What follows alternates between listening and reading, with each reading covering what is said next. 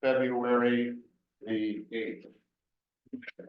This will be a call to order. We do not have someone, we do have someone from the clergy here who will ask for invocation. Once they go, let us pray. Dear Lord, we humbly seek their guidance for the Albion Economic Development Corporation. And may you grant them wisdom and favor as they navigate the path of economic growth for our community. Bless their abilities to attract businesses, create jobs, and build a thriving economy. Provide them with innovative ideas and resources so that Albion can prosper and flourish. Help them to foster an environment where small business thrive, dreams become reality.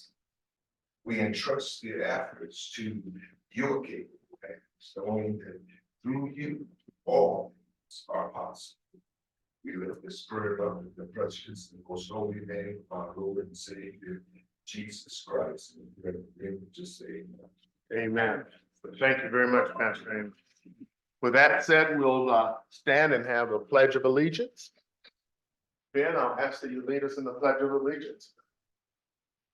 I pledge allegiance to the flag of the United States of America, and to the republic for which it stands, one nation under God, indivisible, with liberty and justice for all.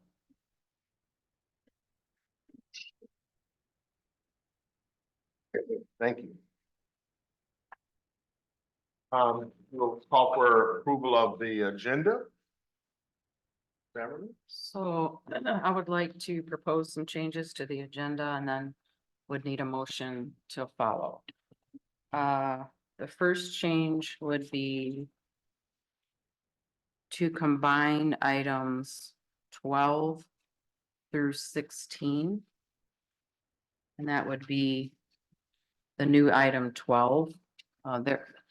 We don't really need to approve something twice, so 12 to 16 can be considered with one approval.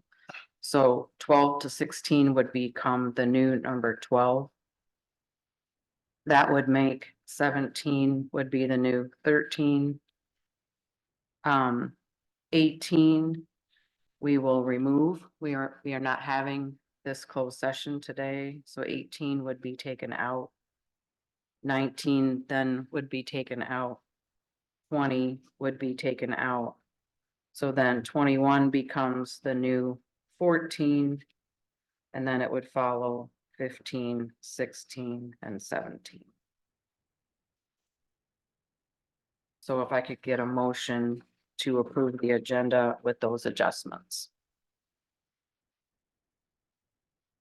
I would make a motion to approve the agenda. As stated by Ms. Aaron.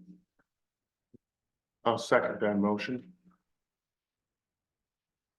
All those in favor? Opposed?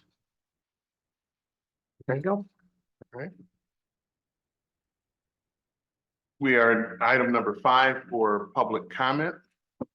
If there's anyone in our gallery who would like to have public comment, we welcome you to take to the podium. We'd ask that you hold your comments to 3 minutes or so. Good morning, Al Smith, 1209 Adams Street. A group of concerned citizens have come together and formed some questions we'd like answers to. Number one, children's savings account taxpayers. Why is the AEDC spending funds and paying AED staff for a children's saving account program? 2, did EDC Albion Restaurant Group obtain the required Michigan temporary food establishment license for the pop-up luncheon event series? 3, why did the AEDC contract with the Freeway Church sending dollars to a business outside of Albion to host the pop-up luncheon events instead of spending the money, the Albion funds, my funds, in Albion, when the Albion American Legion, the Isman House, and the Tenant Hall are all available, and each location has a commercial kitchen? How much did this space rental cost? Was an effort made to contact the city manager or the mayor, to determine if EDC, as an extension of the city of Albion, could use the space at no cost? City functions have used the Isman House regularly for years at no cost to the city because the city owns it. Number 4, why is EDC expending $8,286.76 of public funds, my funds, and contracting a keynote speaker at a local church? Why is the cost, or what is the cost? Who selected the speaker? And were multiple bids sought for speakers?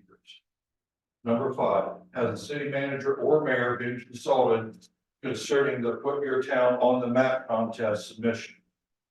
Only one submission is accepted from each municipality, and essentially the chief executive officer / city manager for the city should both be engaged.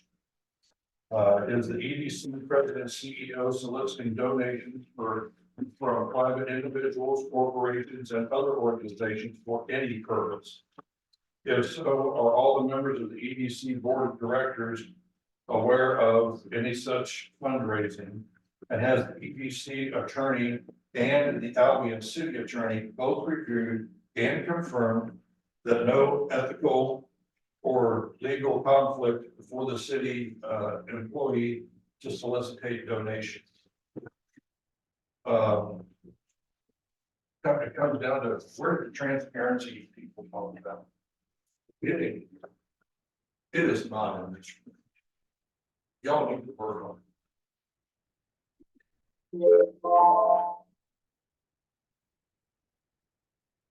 Is there any other public comments here in the gallery? Sir, I would love to have your questions. It appeared that you were reading from a list, and if you would share those with me, then we will certainly look I at. will only accept answers in open forum while being recorded.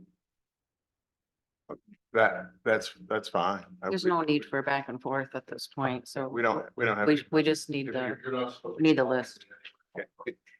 If you share the questions you have, I'd like that. That'd be great. Okay, Okay. thank you. Our next item. Sorry. Great. We have a gallery of or a comment from the Zoom community. Please go ahead.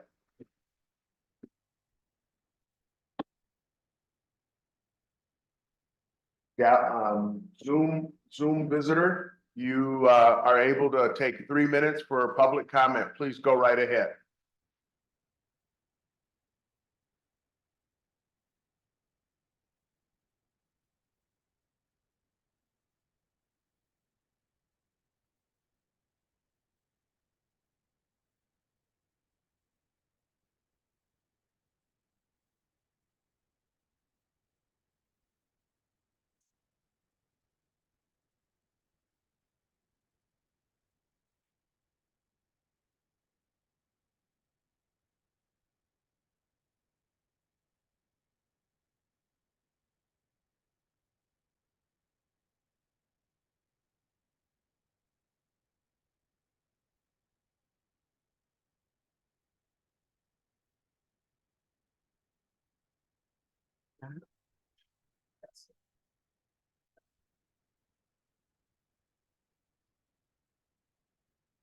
Dave, if you want to speak, apparently you have to unmute on your end, is what I think I'm hearing.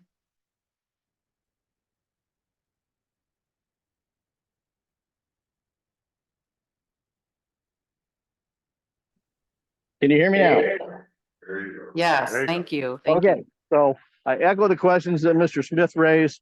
I really would like to know why the EDC is taking Albion dollars out of the community and contracting and spending it outside of Albion. You have better facilities for this with actual kitchens to hold a luncheon here in Albion. I don't know why you're sending money out of the community.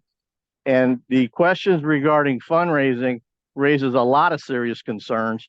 It is very unseemly to have a government employee going hat in hand, particularly the president CEO of the EDC, going out asking for private donations. Now, the president CEO of the EDC deals with a lot of commercial interests. At least that's part of the job.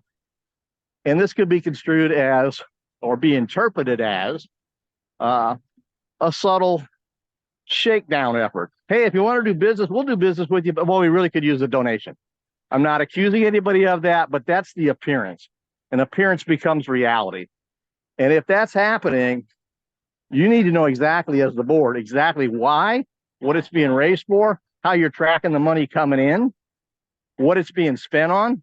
And you really need to step back and ask a question: why the heck are we, as a government entity, as the EDC, an extension of the city, going out hat in hand asking for donations?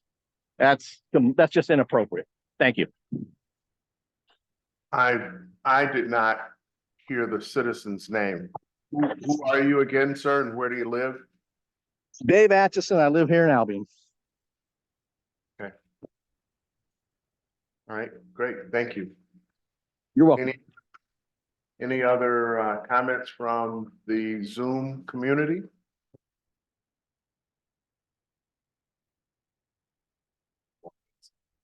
Okay. One other go at the gallery here in the chamber? No? With that being said, let's move on to the president's report. Thank you, Mr. Harvey. I would like to recognize Dick Porter's with us this morning. Thank you, Dick, for being here. He's one of our ex officio members. And I appreciate your support. Thank you for coming today. Quickly, I know we have some people that have some tight deadlines, so we'll try to move through the president's report and other informational components quickly. I will point out under the multicultural 10-point plan goals, there are a few things we have been working on. First of all, we attended the Growing Southwest Michigan Together, featuring MEDC CEO Quentin Messer.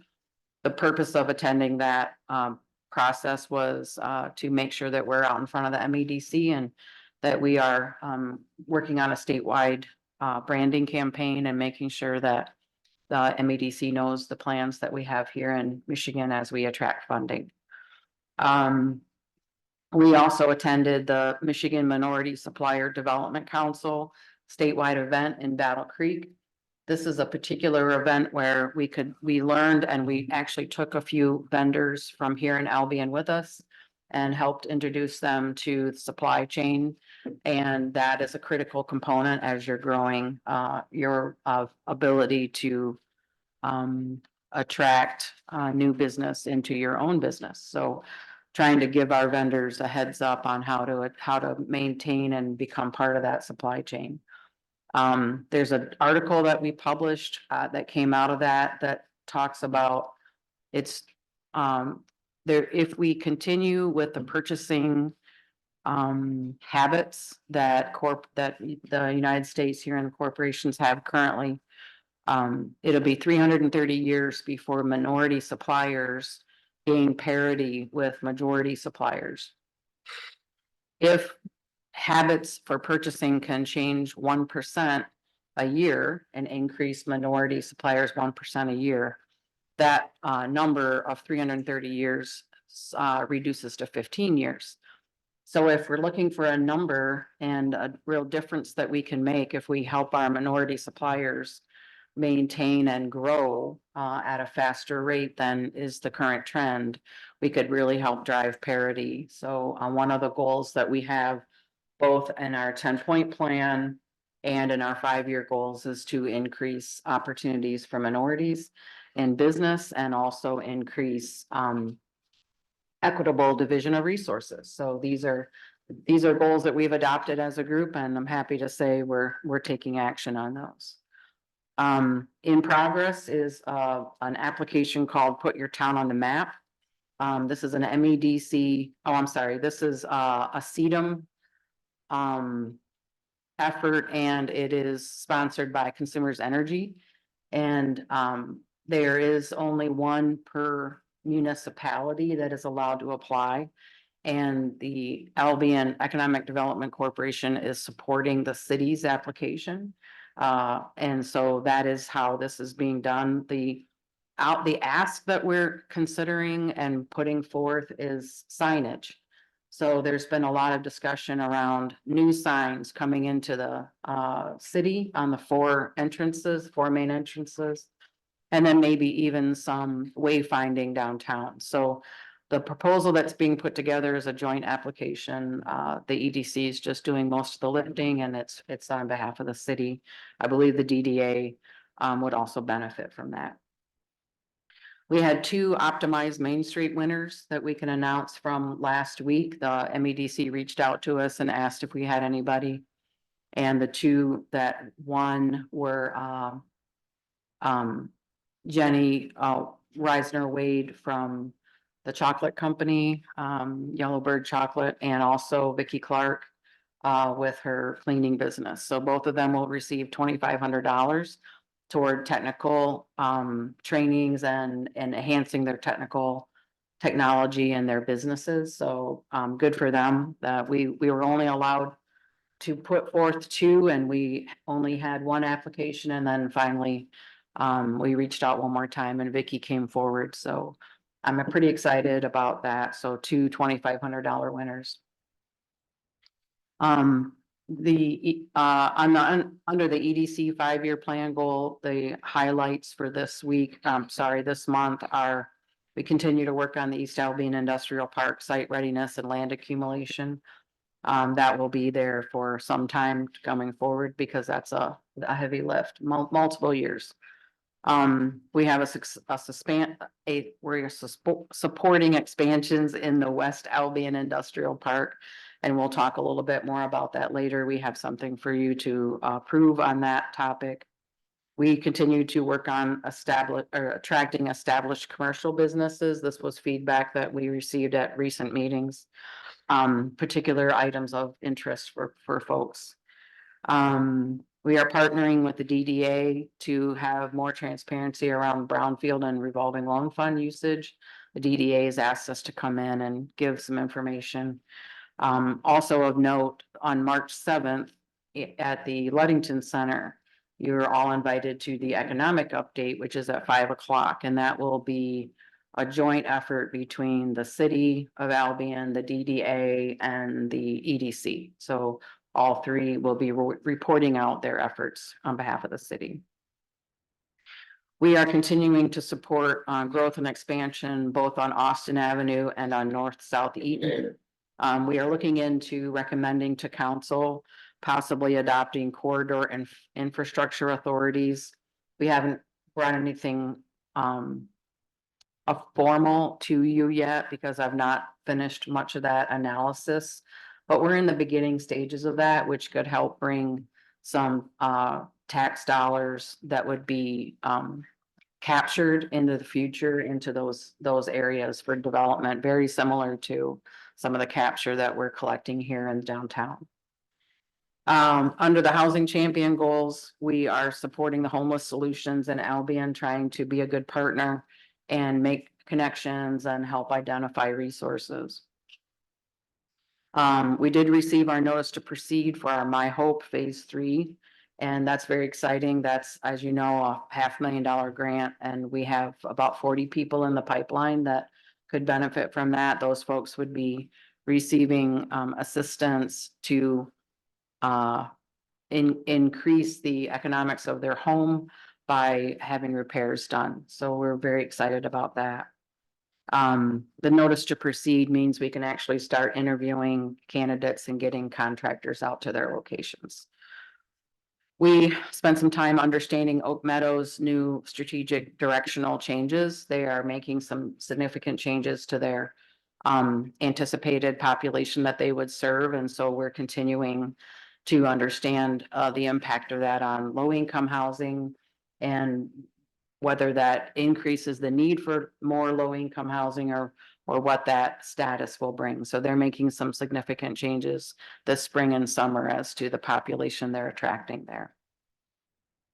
And then we are working hard to understand the impact of the Maple Grove sale. As you know, I'm sure that piece of property is up for sale and with the city's receiving bids.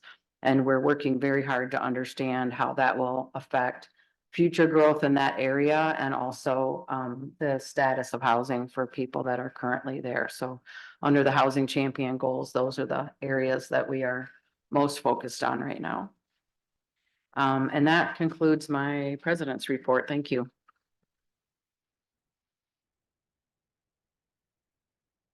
Any questions, board members? So Virgie, can we kind of go back to the luncheon pop-up series? Where's that gonna be held at? That is, I'm planning on reporting out on that under the task force, because it's a Albion Restaurant Group task force item.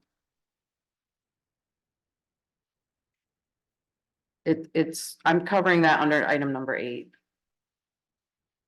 on the agenda. Okay. That's why it wasn't in the president's report. Well, it is. It's under your competencies. Oh, I'm Community sorry. Relations. Oh, okay. So yes, so under community relations, as a joint effort between the Albion Restaurant Group and the Community Relations Group, we are sponsoring the Albion, or we are sponsoring these pop-up series, and they're one Monday a month. Ferris had come to us. I don't know if some of you met Ferris when they did the, there was a process, Dream Build Rise. So he was involved in the Dream Build Rise several years ago, and he does work with restaurants, and he suggested this would be a good way to help explore new food folks here in town. We don't have a food hub anymore, so how can we generate interest in new food culture or new food types or new food opportunities? And if we can display various food vendors once a month on a Monday, because most restaurants aren't closed on Mondays, then there's an opportunity for someone to come, bring their food, sell it out to the public. So we're hoping to do it one Monday a month. The first one would be coming up. It's not at Freeway. I'm not sure how that came about, but it's actually being held at the old funeral home. So One right here on. it's here. right here around the corner. I think it's called the Event Center now.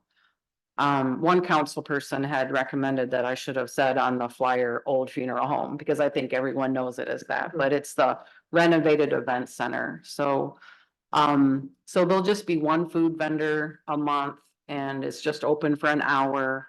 And the purpose of this is to help, again, incentivize some new growth in restaurants. Maybe have something fun happen on a dreary Monday. And we'll just work together with that vendor to make sure that that vendor is brought whole, for them coming in. So we try to make sure that they get at least 20 purchases out of that event, and it's just a pop-up to help support, just trying to one Monday out of the month, try to have somebody new that maybe doesn't have a storefront, doesn't have a place for people to come, but maybe they can just serve up. So I believe Monday's meal is ribs and riblets, and you get a side of either macaroni and cheese or greens.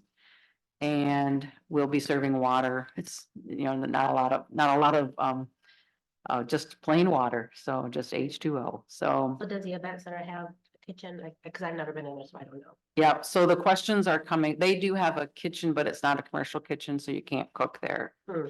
So the question is, it's up to the vendor to manage the responsibility of having what they need from the health department to be able to serve the food. So it's kind of a joint effort. We're just supplying the publication and the incentive to come out. So Yeah, it's a joint venture. If I understand correctly, it is also, it's on Mondays when most of our storefront restaurants are closed.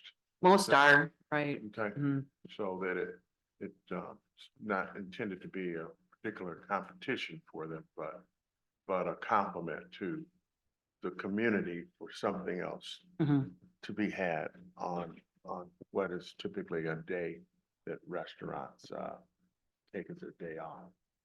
And I Yeah, guess- you're right, it was on there. And I guess my only other question is, even though I'm very happy for Vicky Clark, but having her as a board member and receiving this grant, is that a conflict of interest? I mean, I just. So wanna you, make sure that- so if if there were to be a vote on this topic, Vicky would have to bring to the board's attention that she has a conflict and wouldn't be able to vote. So as we move through, a small town, especially like this, there's, no one else came forward. We publicized it pretty heavily and asked a lot of folks and no one came forward. So Vicky did express interest and I said, I can't say no. I don't think a board member should be necessarily not able to apply. So, so I think so again, from the board's perspective, if there's a vote on the topic, that person would have to abstain and make their conflict known. But other than that, I'm trying very hard to make sure that I'm not actually penalizing board members for being on the board and Yep, if they need support. Yeah, Just wanted to make sure. yep. Just because, like somebody else has said, like perception becomes reality, so want to make sure that. Yeah, I just hate to penalize board members that are already volunteering, so. Any other questions? Okay. Let's go to item number 7, the update on new board members for the EDC. The update I can offer at this point is there was a nomination for one new board member at the last city council meeting, which was voted down. I have, communicated with, city clerk regarding having another public notice put in the paper outlining the 6 openings.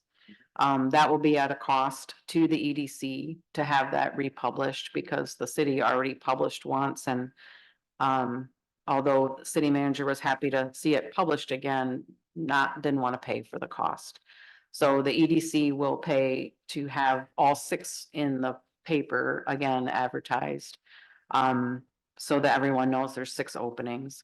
And then I have tried to submit a letter to the editor and maybe with a changeover in the paper ownership, maybe I'm using the wrong email or something, but it didn't get published. So hopefully there'll be another letter, asking people to apply and giving them some information on how to apply, but I will continue to follow up on that letter to the editor because that's another good way to get the word out.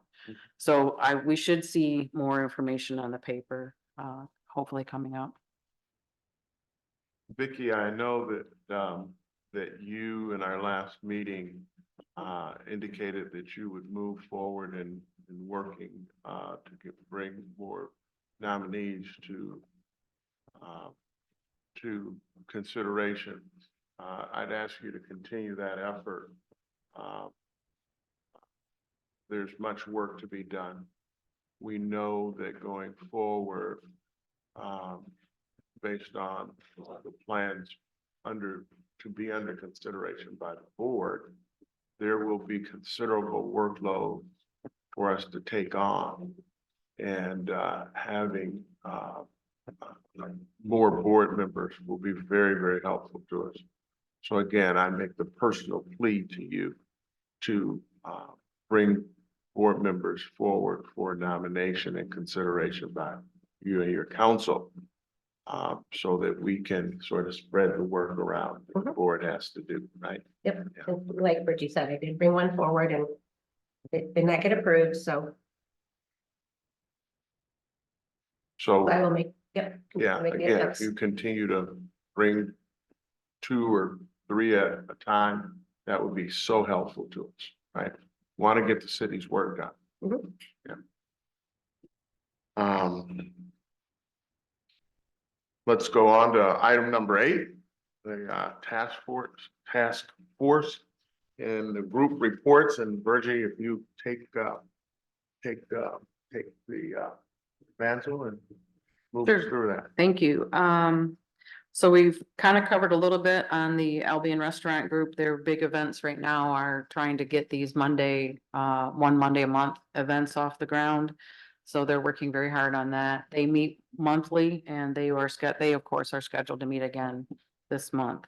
But that is their big emphasis right now. On the Children's Savings Account Task Force, as part of our 10-point readiness plan. Financial literacy is a big component of that, and so a lot of economic development corporations across the state are focusing on financial literacy. CDM is focused on financial literacy, so this again is and I'm sorry, you know, I don't like it when someone uses an acronym and doesn't say what it is. So CDM is CEDAM.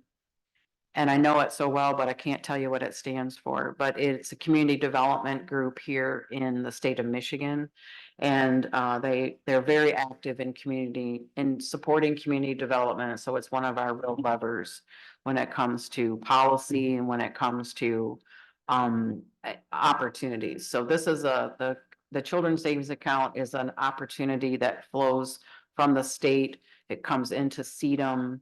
And it's one of the governor's agendas to make sure that financial literacy is a tool in everybody's toolbox as we grow. So starting with children's savings accounts has shown that it puts kids in a position to begin to save and then to begin to understand how those interest dollars grow for them over time.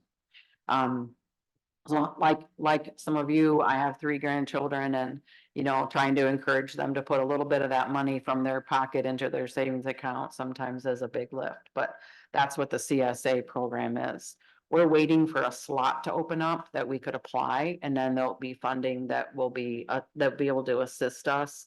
There'll be technical assistance in getting this off the ground. We would then work with a banking institution as a partner. We're only allowed to have an exploratory group now, so we cannot do any work on setting up the program until there's a slot and we apply for it and we're awarded. So it's all on hold right now, but we do actually have members of legislation, both federal and state, who are on this task force and at the ready to help support the process. So very excited about financial literacy for children, and that's our big component for that. So Virgie, a question, and I don't want to necessarily interrupt with your every committee, but this is a role that we play from an administrative standpoint, the EDC, or are we a funder of this? So none of these task forces, in none of these task forces, and I always love when you give generalities like that, because somehow that'll bite me, but the intention of these task forces is not to fund activities in its entirety. The activity that happens in these task forces, as we've talked about in the past, is to help break down the lanes of impact we're trying to make and put leadership in each of those, and or couple and partner with others that are doing those. So as the goals have been set for the board, these are the task forces that are outlined to help fit those goals. So we really do a lot of our work through these task forces. So it's not that these aren't funding models that we're putting into it. These are the areas that we go out and get subject matter experts to become part of our solutions for the community and then draw dollars in to assist. So, for example, workforce development. We have a pretty robust workforce development task force, and we meet once a month, but that doesn't mean that Ben and I aren't having conversations. It doesn't mean Scott Cubberly and I aren't having conversations. If a grant opportunity comes up and it needs a training component, we reach out to the people that are part of our workforce development task force and say, would you like to be a component of this as we're working toward gaining these funds? So every one of these task forces has a goal is tied to our goals. And then we're just using these groups of people to collaborate within the community to accomplish those. All right, let's go on. Steve, it was the Community Economic Development Association of Michigan. Thank you. There's no way I was gonna come up with that. Thank you. Thank- Okay, so Community Engagement Task Force, this is the task force we typically would activate when we need some community input. And so we had that one meeting a month ago, and we asked for feedback on what would you like to do with Austin Avenue, for example. And then we took some of that feedback, and then we're working toward building out a plan for Austin Avenue. So that's the Community Engagement Task Force.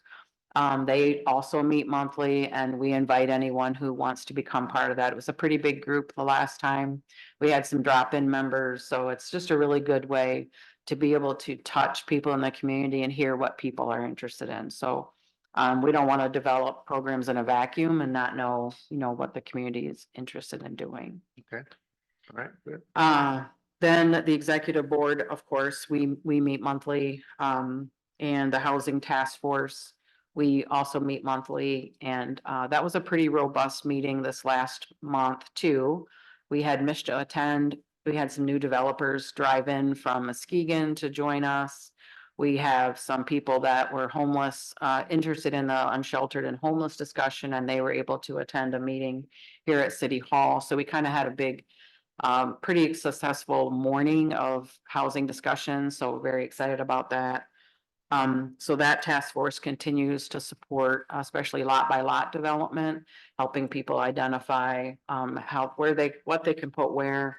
We have a person that came to that meeting, didn't know what to do with a particular lot. We're working closely with city planning department to find out what they can put there and just keep moving forward. So very much a facilitator in that area. Industry and business attraction, currently these are just getting back underway, and our big goal there, of course, is going to be the industrial park and also the continued attraction of businesses, which we talked about, the potential corridor plans, and then, of course, we also support downtown. Match on Main meets once a year. This is on hold right now because the MEDC put the Match on Main funding on hold. So as you know, in the past, we've had several winners.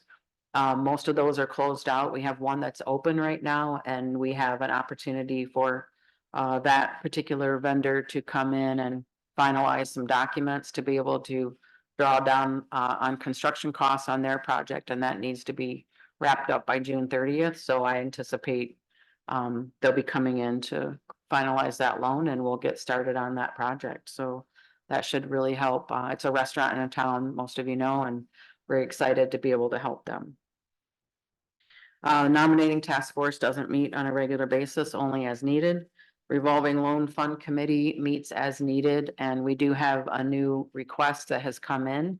So we'll be trying to convene that group together, try not to bring that group together too often because it takes a lot of time and effort, but we also have some interesting opportunities to fund. So we try to make sure that we can bring that group together and have them look at the latest application. So something new has come in. And then workforce development, we just talked a little bit about that as an example. So that group meets regularly, and we also have ongoing conversations. I think one of the big initiatives coming out of that was to get very busy right now on a summer work program. So trying to get summer jobs for kids. So we're going to get that survey out shortly so we can find out who's looking for work and who has work slots. So we did that last year where we sent out a survey, and then we were able to start pairing people up. So hopefully we can draw in some funding that KCC usually helps us identify. And then it's sensitive to the characteristics and of the person who wants to do the work. So sometimes the funding is a little complicated to apply because there is funding for training relative to a job, but only if the applicant qualifies for the funding. So it's a little bit of work, but we're learning how to make that work in the community. And that is it for those groups. Okay, good. Good. Any questions, board members? Trevor, any questions or reports? Vicky? Any questions? Sure. Okay. Let's go on to the action items. Item 9, I know we're rearranging some of these, but I think we can take the consent agenda and the approval of the board minutes and the treasurer's report, right? Yeah, so we have no consent agenda, so we just need a motion to accept the January 11th board meetings as proposed. All right, so we're no consent agenda. So is there any opposition in taking these items 10 and 11 at one time? Or do we need to do them separately, Sam? You can do them together if you'd Okay. like. May I hear a motion to approve the item 10 and item 11? We'll do them together. Item 10 is on the board minutes from January 11th.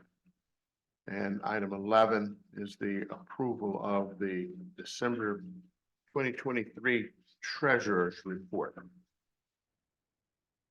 So the, I wasn't able to read what it said on the first page of the comparative balance.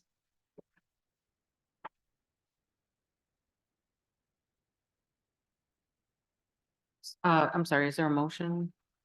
No, I just wanted to figure out what was written. I wasn't able to read that. I couldn't figure out what that, It says revolving loan fund. Oh. I thought somebody might want to know to what fund that was due to. yeah, I just couldn't read that. I wasn't sure what that was.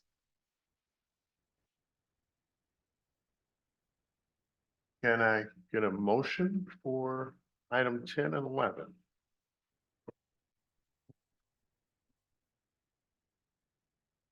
I will make a motion that we approve item 10 and 11. Can I have a second?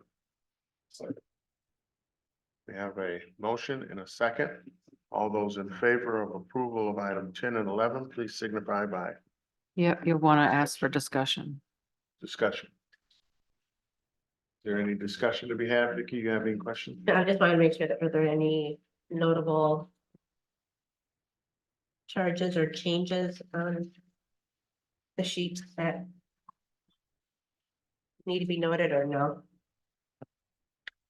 No, this is the end of December and just by knowing how year ends take a while to close, I imagine this may yet be changed, because I'm sure Dave's still working on closing the books, so I didn't see anything out of line. Everything was to budget and it seems like our adjustments had been put in, so I felt pretty comfortable with it. Okay, that was my question. May we have a vote? All those in favor, say aye. Aye. You should have to do roll call on this. I'm sorry. Shouldn't the budget be a roll call? Does it need I think we're just approving the treasurer's report, so I don't think so, but. Trevor? Aye.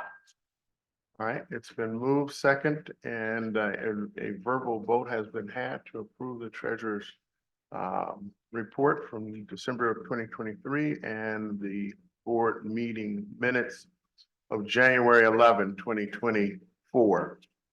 Thank you for your vote. Moving on, Virgie, let's go through the items as you rearrange them for us. So I would have you turn to page.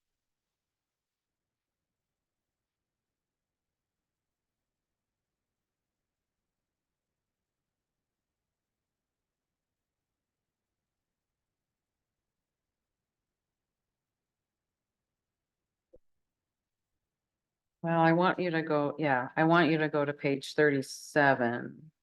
Because that's my memo to all of you that would be the highest summary of this process. It just seems a bit out of order, so I must have made a mistake when I put this together. So on page 37 is a memo that just outlines the 4 items that we're asking the EDC board to approve today. And this is the first step in in this process. After we do our approval, this goes to city council. Once it gets approved through city council, this would then go on to the state. So this is a long process, but you all are where it is, where it starts. So this is your opportunity to approve these applications, and I'll take you through each application, but just on a summary. The Colson Group, which you know is the parent company for Albion Industries, is seeking Albion Economic Development Corporation Board of Directors support by way of resolution for the following 4 items relative to parcel 51-006-404-00 located in the Albion West Industrial Park. First, they're requesting a creation of an industrial development district. Second, they are requesting creating a plant rehabilitation district. Third, they are submitting an application for an industrial tax abatement for an IFT exemption for their expansion. And then fourth, they are applying for an industrial tax abatement via an IFT for their rehabilitation.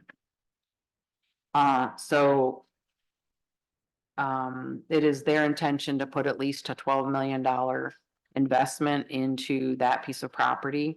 And it would be broken up between real property and equipment. So at least 7 million of real property investments and at least 5 million of personal property equipment.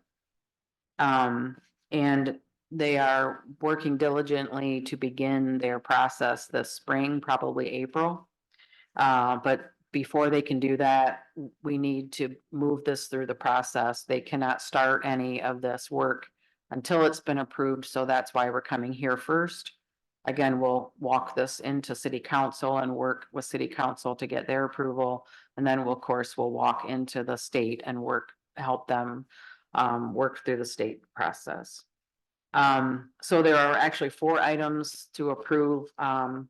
There's a resolution on page 38 and 39 that this is a template that I borrowed from the American Colloid resolution in 2017 and 2018 when this board last did this. So it's been a minute since we've done one of these, but we use the American Colloid goal and a template and goal for this purpose. Between Nelson and I, we have a few grammatical changes to make to this particular resolution. So, and I did not get those done in order to present those to you today. I don't believe they're significant, so I will go back and look at what his recommendations were. His recommendations were because sometimes we used the full name of someone and sometimes we continued to use the acronyms. And so if it's not unclear, I probably won't go back and make those changes. But if it's completely unclear which entity is being referred, then we can make the change. But I think we can still approve this resolution and substance and just double check that there isn't any confusion around the naming of the entities. So we're asking for 4 approvals, and if you now go back to page 17, you'll see Colson's cover sheet for their industrial development district. And again, this is a template that has been used in the past. And the purpose of the industrial development district, and it is the entire parcel, and it actually could be bigger than that if anybody else in that neighborhood wanted to be involved. So for example, it's unfortunate that this doesn't already have this industrial development district set up. This portion of the industrial park just never had one. So if there were already one, we wouldn't have to take this step, but because there isn't one, we're taking this step. The next step at the council level requires some public hearings and also literally knocking on doors of neighbors to make sure that they don't want to be involved or they don't want to, they have any problems with this development. But the goal on the industrial development district is for new building. So they are putting up at least 80 to 100,000 square feet of building. And the IDD allows for that construction to then request tax abatement for the new building. And then if you look at page 21, this is their cover letter for their plant rehabilitation district. It covers the exact same parcel because more than 50% of the property that is currently sitting on that property will be part of that renovation. And so the Industrial Development District, the IDD, and the Plant Rehabilitation District, the PRD, are the exact same parcel. And so the any rehabilitation done on that parcel would be covered by this Plant Rehabilitation District. Once those plant rehabilitation districts are approved, then you look at the IFT applications. I'm bringing them both to you at the same time so that you can approve both in their current state, and then we can continue to work through them with city council. So for example, on page 25 is the industrial facilities tax exemption request. This is the IFT request for the new building. And so you'll see the approximate numbers they have: 5.8 in real property, 2.5 in equipment, a total of 8.3 for the new build. And then if you were to flip to page 30, you'll see the IFT application for the rehabilitation. So box 2, you'll see the rehabilitation is marked. And so we have 1.2 in real property expectations, 2.5 in personal, and then for a total 3.7. So these numbers will probably increase and, as costs are aligned and things are happening, but this is the initial ask, and we will continue to work on these applications as we get to the city and then to the state level. So we're approving the creation of 2 districts and then the approval of the 2 IFT applications in their current form. And then we will work to finalize those as we get with city council and then get with the state. So until these are completed, they cannot start work. So we're beginning this process on their behalf. If you look at page 35, it gives you a good idea of the checklist that we've received from the city clerk as to how we work through this process. So these are the types of things we'll be doing to assist them in completing their application process. And then if you look at page 36, this is a checklist that the state provides. And so of course, we'll be working through the state checklist. We'll be working on these checklists in tandem. So we'll parallel path all these checklists to move everything forward. But the first step is for this board to approve via the resolution that's been presented that we are in favor of these moving forward out of the EDC into city council and then continue to the state. So my request would be, again, as outlined in the memo. Sorry, it's kind of put together backwards, but I think I got you there, I hope. And then you would be resolving on the resolution that is on 38 to 39. I thought somebody might want to know the financial impact. So I have a quick summary here from one of the assessors. We worked on kind of a scenario. Until we have all the numbers, of course, we can't really calculate it. But for the IDD, what happens with the IDD is it reduces the millage rate. It cuts it in half. So it goes from 64.4 mils to 35.2. Land is never included in this. So whatever value is put on the land and the incremental increase on the land does not get halted. It's the taxable value is not part of the incremental review. And then on the PRD, the impact is not on the millage rate, but instead on the value of the property. So for the plant rehabilitation district, it freezes the value of the property at the moment the IFT is approved. And for the number of years that the IFT is approved for, the taxes simply are not charged. On the industrial development district, which is the new part of the building, that is where the millage is cut in half. And so the incremental savings over the period of time of the IFT helps defray some of the initial capital costs.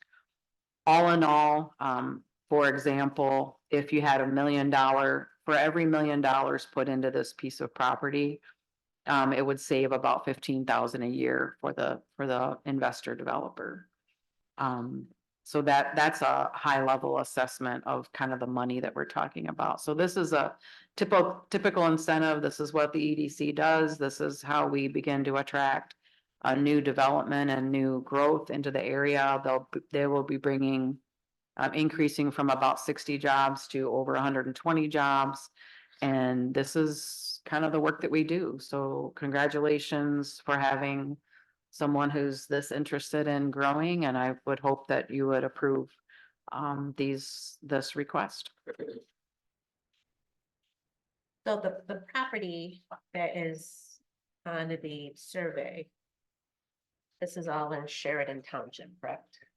No, this is the old industrial park. This is the current industrial park. Oh, old industrial park. This is the Albion, the west industrial park. We've deemed it now the west industrial parks rather than the new east. So this is in the current industrial park.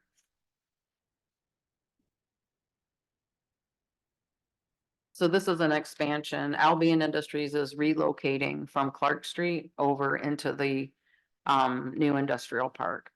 Old industrial park. I'm sorry. There's so many good things happening that it takes a little map to keep them straight.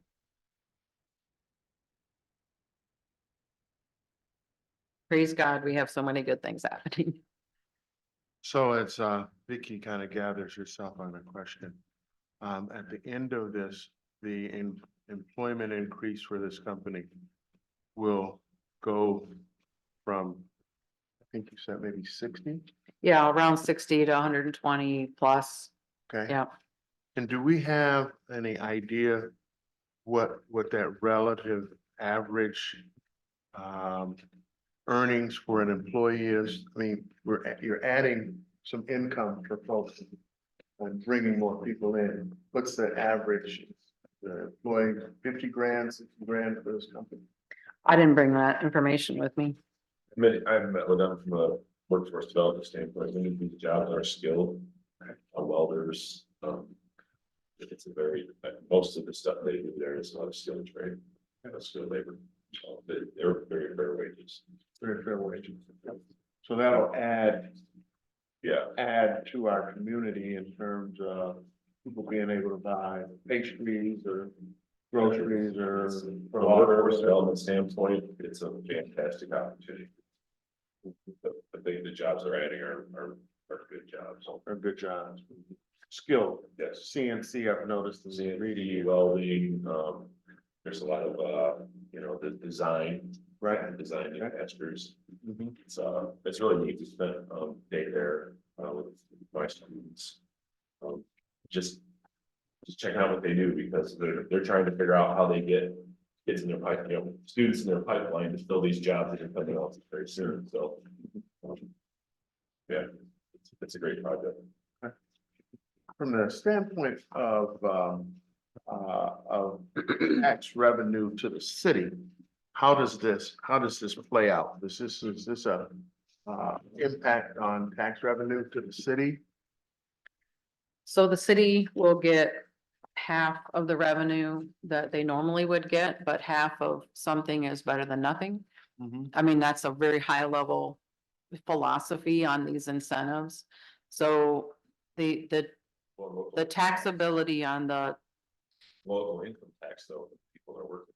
yeah, so property tax, whatever is, right? And then all we're dealing with is the incremental. Mhm. So If nothing is there, more than what is there, then nothing increases. But if something 50% of something is is better than 100% nothing, of nothing. Right. So that's the selling point on that incentive. But to Ben's point, there are a lot of growth incentives that come out of that then incentive. So, yeah, and then there will be a day, of course, that the city would get 100%, but the trick is to get the growth going and plant the seeds, and then when I'm retired, we'll be able to say, look what happened, we've reinvigorated this part of the plant.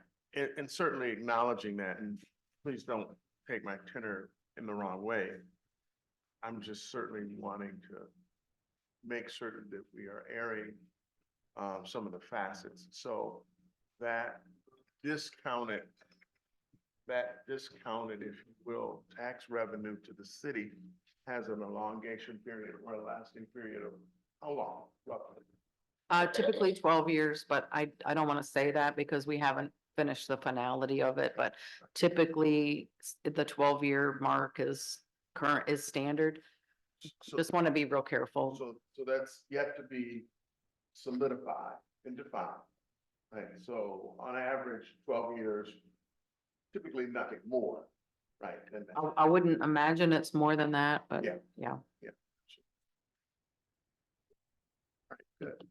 Vicky, you were working on a question over there.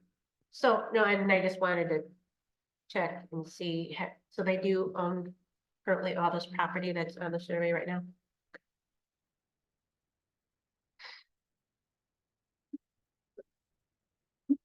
Right. Any other questions, board members?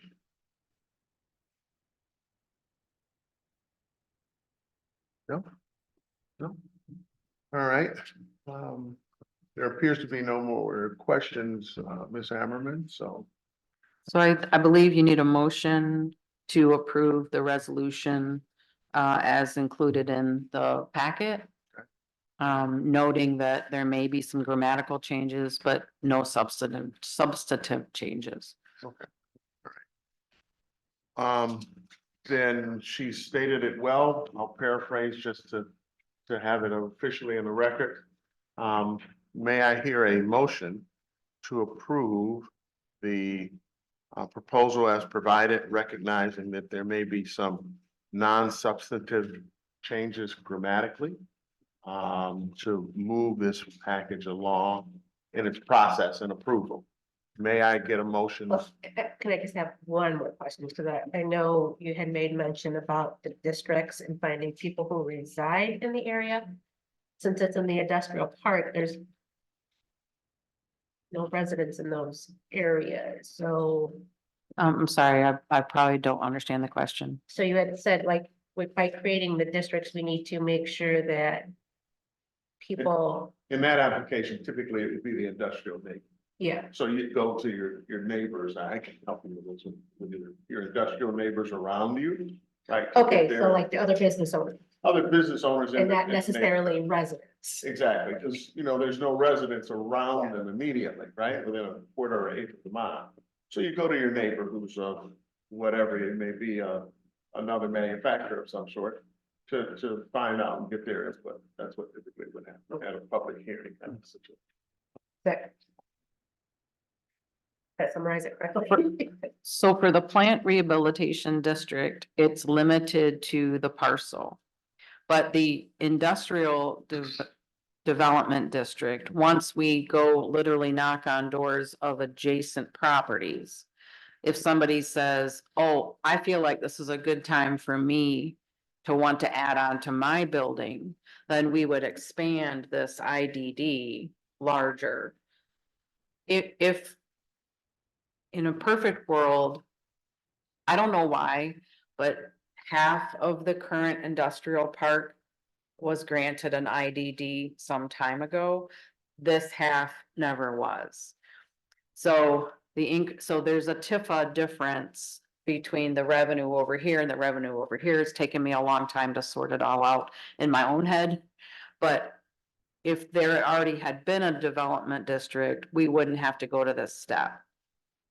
But it would be the neighborly thing to do, and it would be kind to just ask all the contiguous neighbors, which are industry fellows.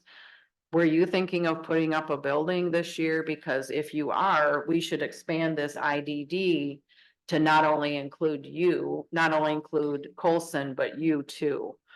And in the process of asking those questions, maybe somebody will say, yeah, I think we should make it bigger. The plant rehabilitation, because it's a rehabilitation of a particular parcel, those are always limited to a particular parcel or a particular building. So this, in our case, the surveys are identical right now. They both represent the same parcel. The only change that could happen to the IDD as we get bigger is we might find somebody who wants to play along, and then we would include that in the IDD. So in this particular case, what we would be looking for is just to knock on the doors of all the neighbors and say, were you thinking of expanding beginning this spring? Because if you are, we might expand this IDD to be bigger so that they could be in that process. Then they wouldn't have to do their own IDD, they would only do their own IFT down the road. So I guess my understanding is what you're saying is basically that this is an opportunity for everyone in that industrial park to have the opportunity to grow all together instead of separately. If the ones that are contiguous, so we'd have to grow right out. Right. Mhm. Correct. Yeah, okay. For the IDD The IDD. piece. If anybody else wants to get into the IDD, Yeah. and then they would do their own IFT following. So we don't want to leave anybody out. Right. Trying to be super inclusive. Okay. But as it stands right now, the IDD request is just one parcel, but Right. I'm just saying.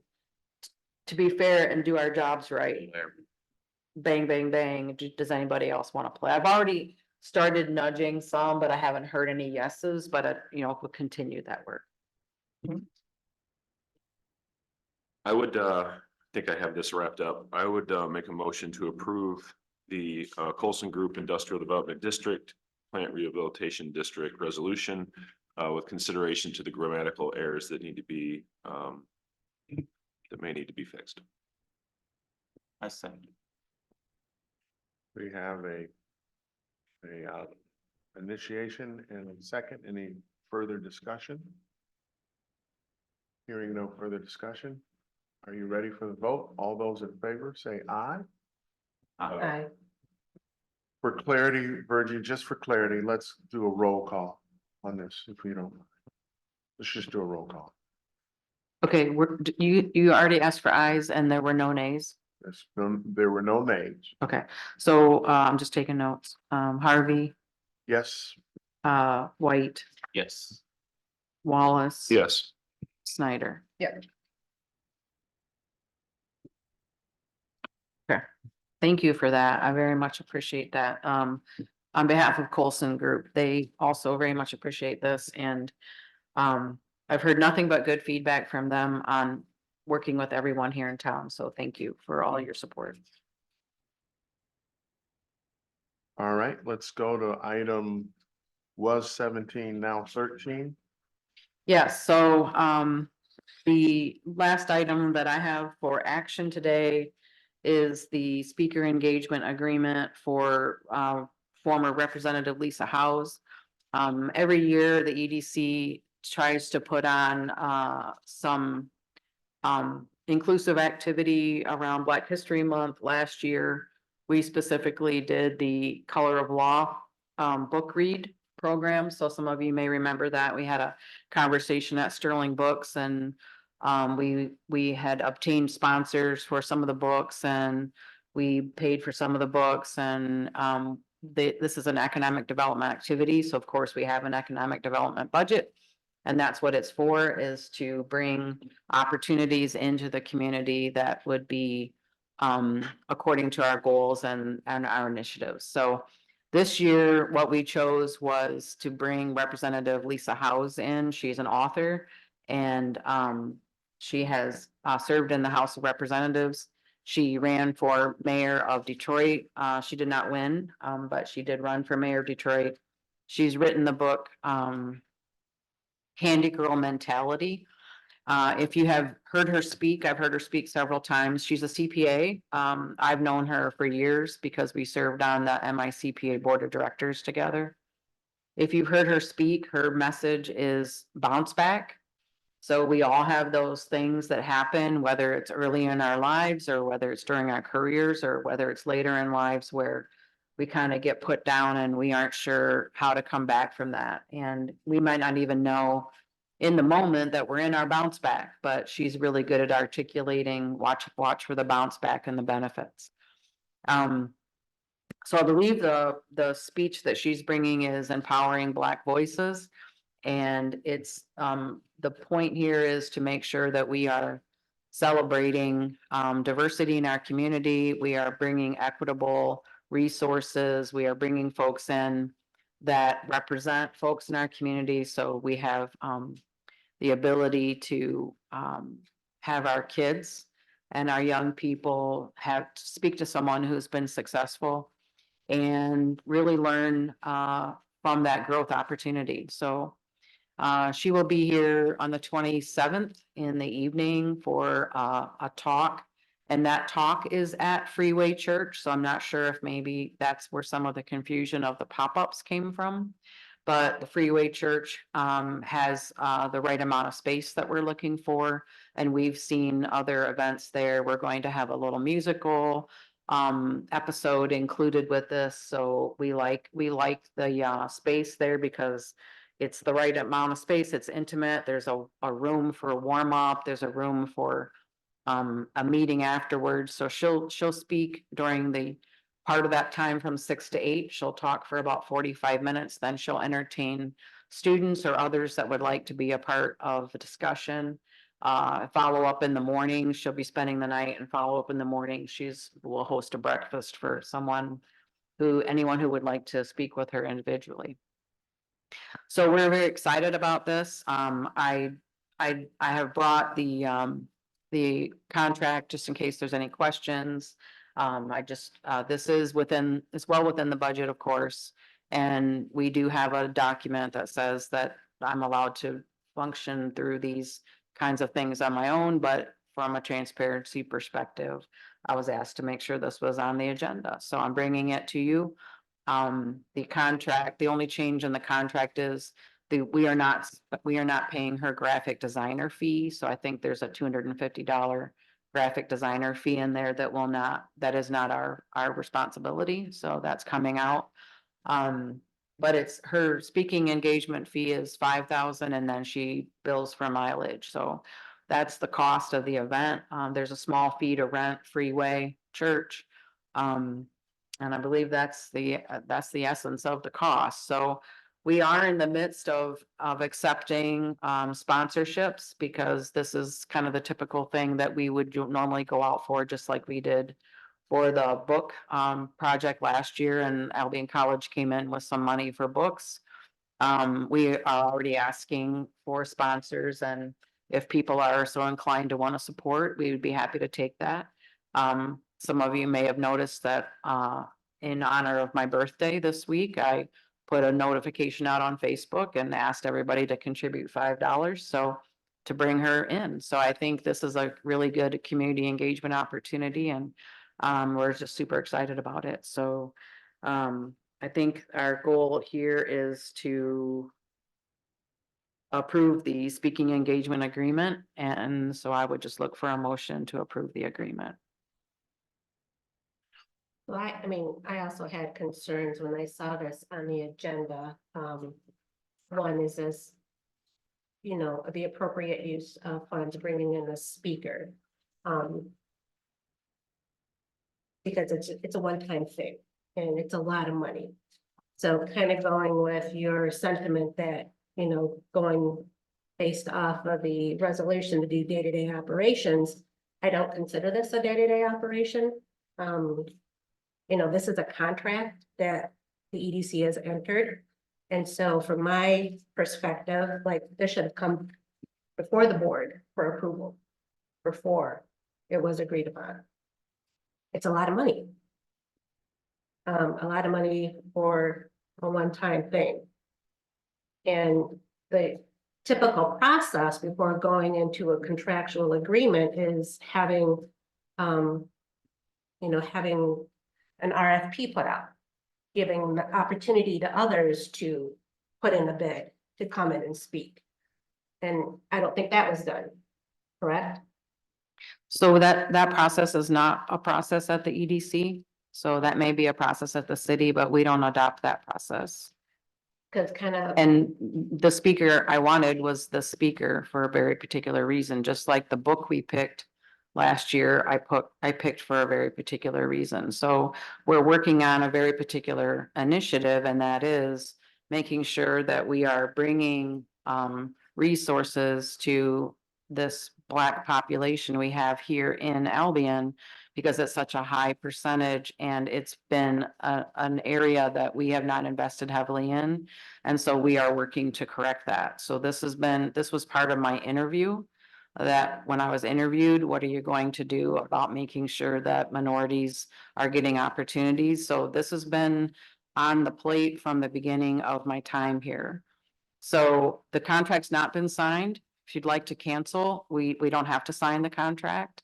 I think this is a good opportunity, and as far as not being part of a regular budget or not being part of day-to-day operations, it's an annual event. We've done it. This is our second annual event celebrating Black History Month and bringing an event forward that demonstrates this. So I think at some point there has to be a recognition that these are the types of things I've been asked to do, is open eyes and bring economic opportunities. So she is an entrepreneur, and her talk will be focused on an entrepreneur from a Black person's perspective, similar to March 7th, when we have our economic development annual update. We have a Black developer coming in, and the purpose of that is to talk about the something rule. So we have some people in the city, and I think we all are aware of this, that maybe the perspective is a grant should cover all costs to get involved in something. And we know that's not accurate, right? So we're trying to be a good education tool to say, here's what you have to do. If you want to be an entrepreneur, here's what you have to do. If you want to develop housing, here's what you have to do. These are the partnerships you need to create. So we're working very hard to bring a lot of voices in. This is one voice. If it's a lot of money, I think you just have to understand that this person is pretty well known, and this is what she does. This is what she does for a living. This is the going rate for this type of speaker. The developer that's coming in on March 7th to join me at the Economic Development Group and to give the part of the feedback on housing will not be paid for her time, because what she does is develop housing. So she'll get paid when she gets paid for developed housing. So this is a great opportunity. You certainly can choose not to do it. I would be frustrated by that, because I'm doing what I believe I was asked to do. but also I think kind of going back in my recollection was that there was a discussion on that book choice and that process before it was actually implemented at the EDC level, at the board level. So we were aware of that before moving forward, and we had all agreed upon it. And I think this got agreed upon without board involvement. So I think that's the issue that I'm bringing forth. And I think it's a difference in interpretation of what's day to day and what's not day to day. And I think at some point there has to be a bigger discussion about, here's a budget, here's the governance model, and here's the operations component. And right now, I think we still seem to be blending governance and operations. And I think that's the bigger discussion. So I think if you take it at a global level, this is something I don't think we've done a good job yet of appropriately dividing the word of governance versus operations. And in my mind, this is an operations. Here's the budget. I'm working within the budget. Here's the person that I think is the right message. You're asking me to have the leadership role, and I'm bringing forth this opportunity. So I think it's a difference of opinion between governance and operations. And I value the difference. I just, this is where we are. Yeah. And so There were about 3 other items that I wanted to bring into this meeting today that I was told this isn't a good time. We're not gonna do any of this. So I will tell you, I have acquiesced on several items today and, at some point, we need to just let operations do operations and have governance do governance. But I believe that there is a part of governance over operations as well. That's So the the purpose part of governance over operations is you approve a budget. And it's more than that. So that's the discussion we need to have because I need that discussion to be had at this board level. Because it's not, I'm not managed by an individual, I'm managed by a board, but the governance is the governance and the ops and the ops. I had asked if we could have a strategic planning session this year to cover that very topic and I didn't get any feedback. I have asked if we can have MML come in and talk about governance versus operations. I don't get any feedback. So we can't just keep saying we have a disagreement and then every time something comes up, we have a disagreement. We need to have a structured discussion around this with someone, a trainer who can help us with it. That's my initiative. You have another point to make, Vicky? No, and kind of just going back with the optics, so, you had made mention that you had a social media post that you put in that you invited your personal friend. So again, the optics is like you're giving a friend a contract of thousands of dollars. So And then- Vicky, let me Can I finish, please? let me just. Can I finish, please? Thank you. And then you're also asking for personal donations to go to your Cash App. So the optics are not looking great for a CEO to be saying, I'm giving a contract to my personal friend, but I'm also gonna take personal donations to my personal bank account. Well, so if the question is whether those dollars are being tracked correctly, the answer is yes. So what I find fascinating is we don't just ask questions. We just come up with and so again, it's all about communication. It's all about But communication. see, the thing is, I didn't see this. We didn't get the packet until yesterday afternoon, so this is the first time I've seen the contract. This is the first, other than that social media post, and I can't remember when you put it out. That was the first time I heard about this. So communication, there was no communication that this was even in the works. So Vicky, you've talked and said very well, and I appreciate that. In the interest of time moving forward.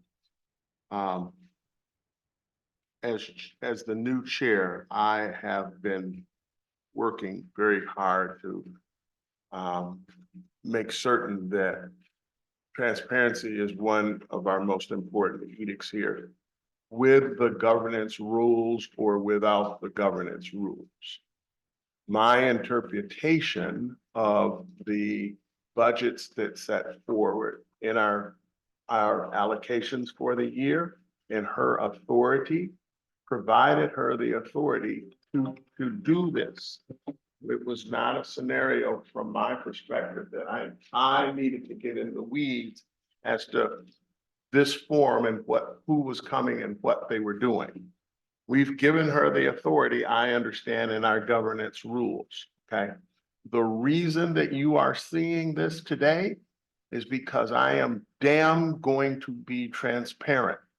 In the absence of clarity of which she's just mentioned to you, I will be bringing most everything to this board. But for that, you wouldn't even see this.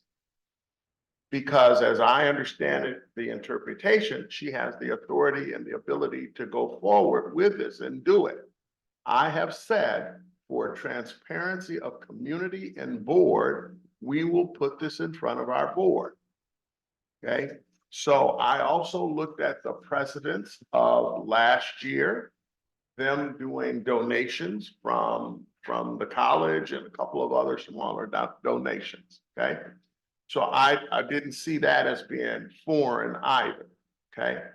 I don't think this is her personal friend. I can't speak for her. I understand she sits on a board, you and I are not personal friends, but we sit on a board together, right? So I didn't see some sticking point in that. I happen to know this lady as well, right? But I don't consider her a personal friend at all. I don't have her home phone number. Well, and it wasn't an interpretation. I think that's what you actually put on your social media post, right? My personal friend. Oh, I don't know about that. I'm not reading social media. But my point to you and the board members is that I am working every day that there is transparency. That's why you're seeing this. Even though I think it's in the governance that she has the authority and the ability to do it, I brought it before this board. If this body wants to vote this down, then that's a second layer of protection that I put in. And I say protection, it's a wrong word. That's a second level of transparency that I put in, is to have you look at it and approve it, right? Quite frankly, with my schedule, you know, it could be Muhammad Ali as the speaker, and I wouldn't really be involved until the day before. Actually, when this is going to happen, I'm going to be in Europe. So that's the safeguards that I've tried to put in, and watching what we're doing and recognizing all the things that are happening in our community and the like, and just being transparent. That's why you're seeing it now. So this discussion is healthy and I appreciate it. But from the standpoint of whether we move forward with it, I've understood her to explain clearly that we have not signed this agreement and committed the EDC to it. So we're in a body right now, we've got quorum, we can vote on it. That's what the intent is, okay? So I don't want to spread the allure of corruption or misallocation of funds or anything of that nature. That's not the game that we're playing here. And I refute anyone saying that at all. Because if I understand the governance that we've set forward, again, repeating myself, she has the ability and the right to do this. It is before you because I am insisting on complete transparency. So with all of that being said, if there's any other questions or any other discussion to be had, let's do it. And if we want to call a vote, a roll call vote, then we can do that. We Well, still I need a guess- motion. I guess I just want to make sure. So this contract hasn't been signed, and my only concern is because it's already been publicized. There's been PR. Lots of things get canceled. Right, this board is a body. I've got responsibility. We've got responsibility. If this board says don't spend the money, then, even though it may be in her right to spend it, then I've got to be transparent. We've got to be transparent. So how many times have you wanted to buy a set of brakes? You couldn't afford them. You just didn't go to the guy to get them. You follow what I'm saying? So I just want to make sure this contract has not been signed. It's.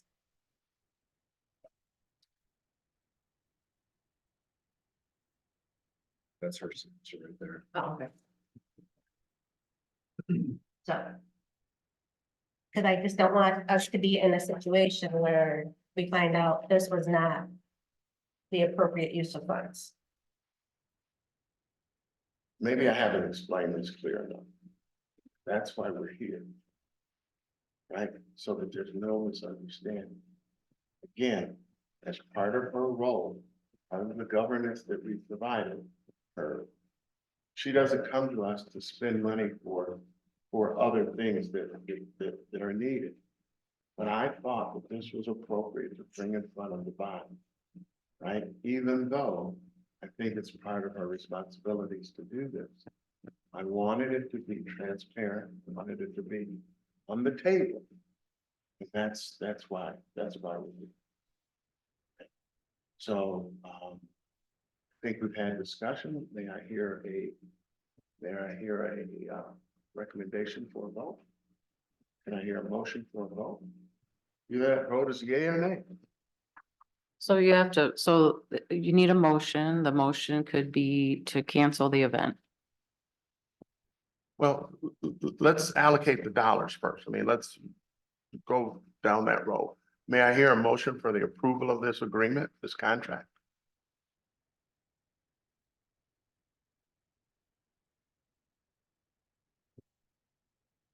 I will initiate that motion. Do I get a second? I will second. It's been moved, it's been a second, it's been provided. Is there any further discussion? Vicky, any further discussion? So my understanding though, the point of this is about entrepreneurship, correct? So she is an entrepreneur and the purpose of this is entrepreneurship. And specifically trying to make sure that we address minority population, because this has been an ongoing goal since my interview, that we bring opportunities for minority entrepreneurship. Similar to how I went to the supplier chain event for minorities. The goal has continued to be, how do we attract dollars to support minorities? How do we educate people who have not been at the table to understand how to link dollars to dreams? And this is another goal. This is another peg in that goal set. If it turns the head of a handful of people at this event, and they then understand how to be a successful entrepreneur and fill the units on phase one of the Big Albion plan, we all win. So how are we gonna fill the units on the Big Albion plan phase one? We have to grow and develop entrepreneurs. This is one of those steps. Made an opportunity for someone to see someone like them being. successful. Right. Her story is, Candy Girl mentality is, she started a small business as a young person and sold candy. And her mom taught her how to manage a budget. Now she's a very successful CPA, now entrepreneur, now speaker. You start somewhere, and in our community, we need some starters. And I get that she probably is a very inspirational speaker, given her experience and her history. But I just think there's more tangible, better use of those funds for our local entrepreneurs that can give them support, more tangible ways, trainings, opportunities that they can actually use, because I get, like, again, I said, it's a one-time thing.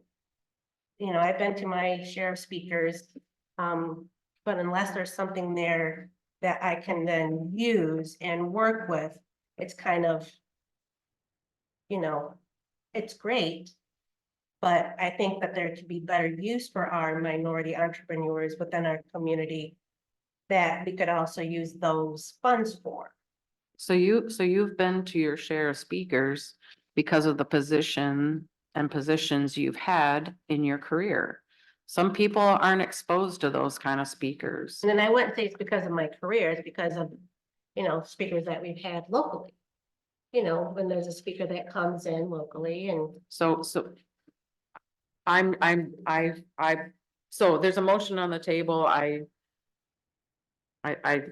don't have anything more I can say. This is a tremendous opportunity for Albion. We need to bring people in from out of town because there's messages that we don't have at our fingertips here in Albion. So this is a great opportunity for Albion, and it's the reason that you're investing in a high caliber leader. And these are the kind of opportunities we're gonna bring forward. And who's to say that I'm not successful in raising funds to help cover the cost? So, but I think it's a great opportunity, and I would hope that we would be able to have this function. And Vicky, I certainly will say, from a global perspective of the EDC, this goes back to day-to-day management versus governance. So we as a board have continually wanted to get more board members so we can dig in the weeds if we want to, as we a board want to. Who are you gonna have for this event, right? Can be something, but the numbers of us have not been able to dig into that weed level. right? So much as I hear, give me my board, give me a working board. And we can delve into more of governance versus day-to-day management. But until then, we have to entrust that operating CEO to do the day-to-day that we. This is, and I don't consider this the contractual for that much money, a day-to-day decision. I don't consider that a day-to-day decision. So again, in our governance, it is. She has the authority to make this decision, expend this money without any of us. It's already given at the beginning of the budget. It's signed by us. But you could give her $1 million, doesn't mean that she can spend up to $1 million any way she wants, and that's why we are here. To help provide the board governance, direction, suggestions. And like I said, if we would have had a discussion on this prior, it probably would have been different. That we would have been given notice or, So what you're saying is technically the job she's done in this, which she was within the rights to do, you're disagreeing with that now because it wasn't brought to you because it didn't need to be. It wasn't required by the governance rules that we have. You see what I'm saying? Right? You follow what I'm saying? I'm not arguing with you. I'm really trying to sign us up for some more work. Mhm. Right? If we want this level of detail, then that's fine. But what we've already done, we as a board gave her the ability to do things, make decisions within a set of parameters. This is within that set of parameters. I've said, because of things going on, we will take this to the board. That's all. You follow what I'm saying? yeah. Yeah. So Okay. basically what. Okay, never mind. Are we ready for a vote? I think I lost my place there. We've had discussion. We've got a initiation of a motion. We had a second. Are you ready for a vote? Those in favor say aye. I think you probably want a roll call vote because there's money no involved with question. this. Absolutely. I thank you for that. All those in favor say aye, signify. I'm sorry, she's asking for a roll. Roll call. Roll call. May have a I got roll call it, thank you. Yeah. So I think we're trying to do a roll call vote. All right. So, White, Yes. uh, Harvey, sorry, Yes. Wallace. Yes. And Snyder. No, Okay, thank you. only just because I think there would have been better use of those funds. To, Yep. Thank you very much. Thank you. Well, Vicky, I welcome more discussion around it, right? It's not this, it's governance, Mhm. right? Moving on. Ms. Emmerman, So let's move. We're at item number 14, any updates from the city of Albion? Albion Township, Sheridan Township, or the chamber? Do you have anything, Dick? Yeah. I think I filed my forms, so I don't want to present it to you. We've had a lot going on in the township. Apologize for not being here the last few months. We have a lot of health issues. Continue that. We're wishing you the best. Thank you. Yes. We have, 3 solar companies currently in Sheridan Township. One is online already for power. The second one will be finishing up in August. That's also consumer power. And the third one, which is just starting in construction around, Star Commonwealth and Kellogg Community College Western Campus. That will be completed by the end of this year. We have a fourth company coming in, probably a fifth company coming in. We put a 2,000 square foot, and are putting on a 2,000 square foot addition on the fire station. It's totally, it's 650,000. It's financed through totally solar money and the ARPA money.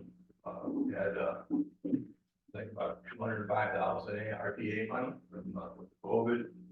And then we had another $142,000, there's gonna be a training facility and exercise rooms.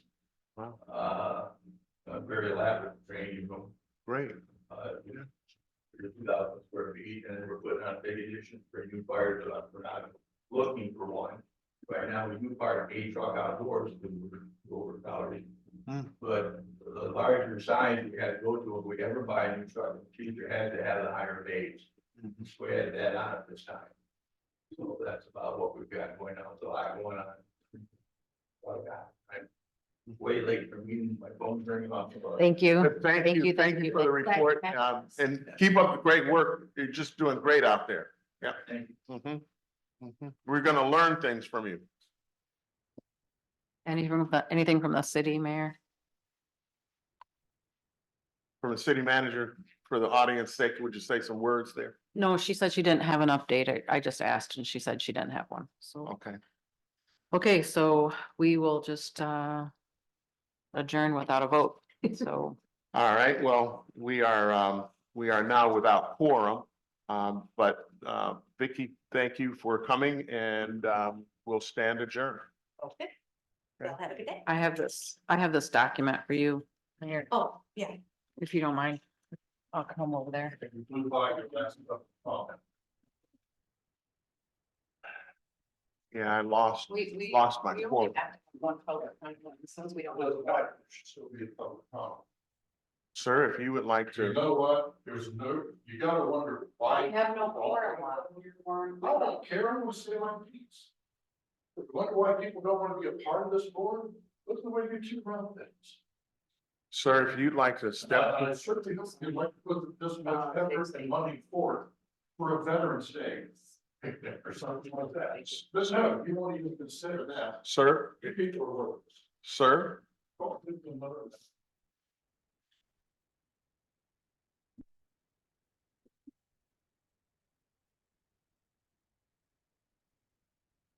Thank you.